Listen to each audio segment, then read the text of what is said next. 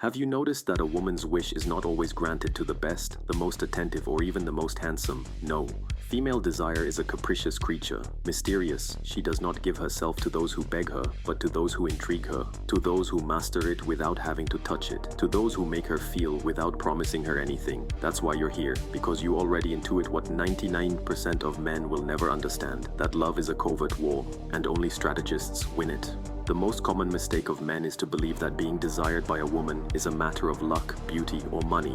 But that is only believed by the naive, the child, the slave, the one who stands at her feet and begs for flowers, the one who offers his soul in exchange for a few crumbs of attention. And she knows it, because a woman by instinct despises the man who does not know how to control himself, to the one who gives everything without having demanded anything. If you are here, it is because you want more. You want to be desired, to be persecuted, to be remembered, that they need you even when you are not there. And for that, you have to learn to think like a prince, not like a subject. Because in the art of seduction, as in politics, power is not begged, it is taken. So listen to me carefully. Don't get distracted. Don't change your video. Don't look at the clock, for every word I am going to give you has been drawn from the coldest, cruelest, and most realistic study of the human soul. And believe me, when you learn to master this art, you will never be ignored again. You will never be underneath again. Because this is not the kind of wisdom found in self-help books. This is Machiavellianism applied to desire, and desire is power. The first principle you need to understand is this: never show your need. Never. Not even if you are craving it with every cell in your body. Necessity is repulsive to desire, because where there is need, there is dependence. And dependence does not excite, it suffocates. She should see you as an enigma, like a man who observes her calmly, with dominance, as if he knew something she still doesn't understand. That is the essence of attraction, mystery with authority. So when you talk to her, don't show her enthusiasm. Don't give her compliments that she's heard 1,000 times already. Don't write eternal paragraphs to him at midnight. Instead, be selective, be scarce. I gave little, but let it weigh. Let each word be like a chess piece, intended, calculated, inevitable. And don't confuse this with coldness, because it is not about being distant, but about being elusive, of being and not being, to look at it when it least expects it and disappear when it needs you most, because only then will his mind start looking for you, to build yourself, to wish you, and when a woman desires you in silence, you have already defeated it. The second principle: control the pace of interaction. Don't let her be the one to decide when to talk to you, when to see you, when to have you. Don't respond quickly, don't run, let the emptiness do its work. Because silence well used is more powerful than 1,000 words. It is in silence where obsession germinates, where the stories are created in their head, where she begins to wonder if you are with someone else, if you have forgotten her, if she has lost you. And that's when he starts chasing you. Remember, desire needs space. If you saturate it with presence, with attention, with availability, you suffocate him. A man who makes himself missed is worth 10 times more than one who is always available. And this is not cruelty, it's strategy. Because if you are not able to regulate your impulse, it will drag you away like a river drags away those who do not know how to swim. The third principle: make them invest in you. Don't give it everything up front. Force her to make an effort, to ask questions, to write to you first, to propose plans. Because the value of something increases according to how much it costs to get it. If you make everything easy for them, you are replaceable. If she has to sweat for you, think about you, plan how to seduce you, you're not on the same level anymore. Now you are the prize. But here's the trap where all men fall, because they believe that making her invest is asking for things or putting conditions on her. No, that is vulgar. What you have to do is more subtle, more elegant. You have to show him that you are not an emotional beggar, that you are complete, and that if she wants to enter your world, he will have to deserve it. And how do you do that? Being a man who doesn't need it. That he can converse without seeking validation, that he can praise without losing control, that he can touch without begging, that he can leave without fear. Because that, dear listener, is what makes a woman wonder, what is it about this man that I can't forget? And that's where the real game begins, where you're no longer trying to conquer her, but selecting if she is at your level, because she's going to feel it. He will notice that you are not like the others, that your energy does not beg him, that you do not seek to convince her but to provoke her, that you are not behind but in front, and just when she feels like she has you, just when she thinks she's already got you, you become unpredictable. Not cold, not rude, just unpredictable. That's the magic. Because the female mind is aroused by uncertainty, not knowing what to expect, with the possibility of pleasure mixed with the risk of losing yourself. That combination, it is psychological dynamite. Don't forget that what I want to teach you is not to manipulate but to dominate yourself, to become that kind of man that a woman can't ignore because you don't give her what she wants. You give him what he needs. And what he needs many times he doesn't even know, until he feels it with you. Now breathe. Don't rush, because what is coming is even more powerful. We are going to completely disarm the feminine logic, to turn each of their objections into a latent desire. But for that you have to stay. Do not skip parts, don't get distracted, because if you're willing to listen to what most men will never understand, you will have access to a power that transforms your reality with women forever. Many believe that to please a woman it is enough to impress her, show them achievements, tell them anecdotes, exhibit strengths. That's what the average man does. He tries to convince her, but to convince is to beg with arguments. And I'm not teaching you to beg, I'm teaching you how to govern, to create an attraction that is not born of effort, but of magnetism. And magnetism is not demonstrated, it is imposed. The secret is to change the direction of the focus. While 99% obsess over what she wants, you'll focus on what she feels when she's with you. It is not about having qualities, but about provoking emotions. A woman does not fall in love with who you are, but with how she feels in your presence. And if you manage to make his mind and body go into dissonance, if you manage to get his logic to reject you while his instinct seeks you, you got it. Therefore, you don't need to talk too much, or explain who you are, or sell yourself. Your simple presence must carry weight, your gaze direction, your silence tension. A true seducer never gives unnecessary explanations, because mystery is his sword. When you don't say everything, she begins to imagine. And believe me, what he imagines is far more powerful than anything you can say to him. Now I want you to observe a fascinating phenomenon. A woman's desire multiplies when she feels that you can have many, but you choose to have none. That perception, when it's subtle, creates a kind of value that no romantic phrase can match. It's not about saying you have options, it's about behaving as if your attention is scarce, as if your world is exclusive, as if every minute with you is a privilege that she must take care of. And that can only be achieved with one thing: standards. A man without standards is doomed to irrelevance, because if you accept any woman, then you are worthless. But if you filter, if you select, if you make it feel like not everyone qualifies to be by your side, then you rise. Because courage is not something that is shouted, it is something that is transmitted with the way you move, express yourself, make yourself wait. And here comes the fourth principle: she must adapt to you, not you to her. Don't go to her plans, don't change your times, don't modify your rules to please her. A leader does not adjust his crown. A king does not ask permission to occupy his throne. If you bend, you lose. But if you keep the axis, if you show that you are first, that you do not move by emotion but by decision, she will feel it. And even if he feigns annoyance, even if he criticizes your ego, his desire will belong to you. Understand this clearly. In the game of attraction, the one who adapts, he loses power. Because adapting is giving in, and to give in is to hand over control. And when a woman feels like she's in total control, he gets bored, because she needs a strong figure to surrender. A male figure who does not seek validation, but respect. Who does not live to please, but to build. A figure that is not justified, but inspires. That's why every time you interact with her, ask yourself, am I leading or am I reacting? Because most men live reacting to what they do. If she answers, they get excited. If she walks away, they get desperate. If she proposes, they accept. And do you know what a woman sees when she sees you like this? A weak man. A man without a direction. A man who has lost control of himself. And don't forget, the basis of all this art is in self-mastery. Because you can't govern a woman's desire if you're not able to govern yourself. You can't generate respect if you don't respect yourself. You can't cause tension if you don't know how to be calm. That's why true seducers aren't loud. They are not intense. They are like a storm that has not broken out. But what does it feel coming? They walk slowly. They speak with pauses. They show interest. And then they leave. Intimate.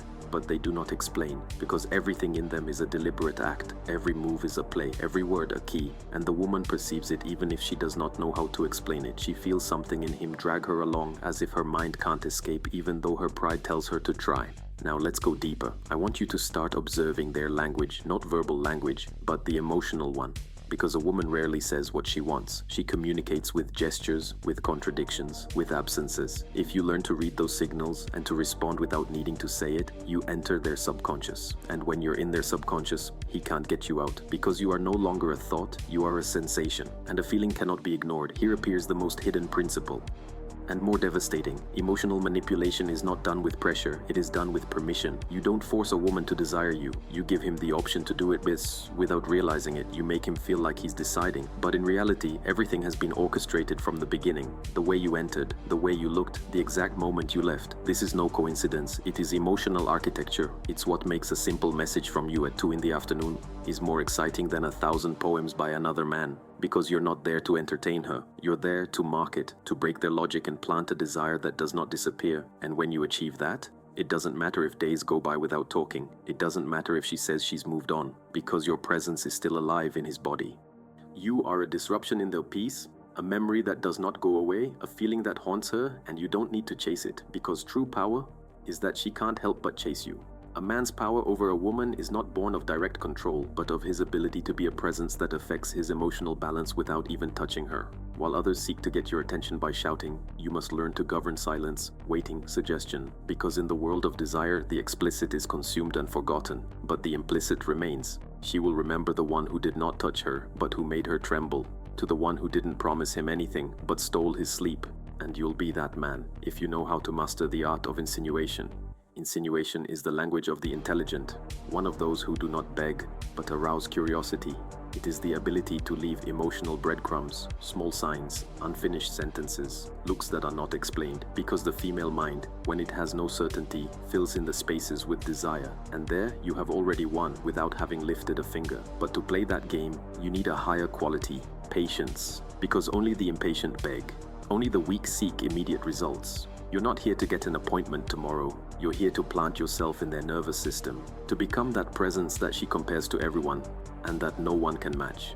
The following principle may seem simple to you, but it is devastating when mastered. She must feel that you are willing to lose her at any moment. Not out of pride, not on a whim, but because your value does not depend on their approval, because you have already chosen yourself before her. And that energy, it baffles her, because it goes against everything he knows. Most men beg, negotiate, adjust their character in order not to lose it. You, on the other hand, stand firm, imperturbable, as if his departure did not alter your inner empire, because you are not afraid of emptiness. You have made the void your best weapon, and that's why when a woman perceives that you can let her go with dignity, start holding yourself anxiously. Here, a type of attraction is born that cannot be faked. Attention based on possible loss, not constant presence, because what is taken for granted is despised. What can be lost is treasured, and you are not in this game to be just another option. You are to become the standard by which everyone else will be measured and found insufficient. Now let's move into deeper territory. I told you about the mystery of self-control, of emotional scarcity, but there is a higher dimension, emotional dissonance. Emotional dissonance occurs when a woman is attracted to you,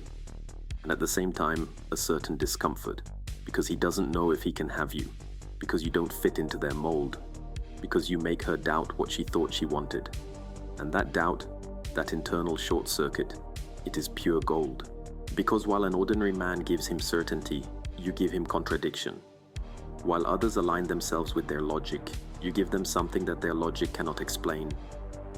And you know what happens when something can't be explained but is still felt? It becomes obsessive. She will want to understand you. He'll want to decipher you. He will want to conquer you, not on a whim, but by internal necessity. You will no longer be a man, you'll be a riddle. And riddles, when they touch the soul, are not forgotten.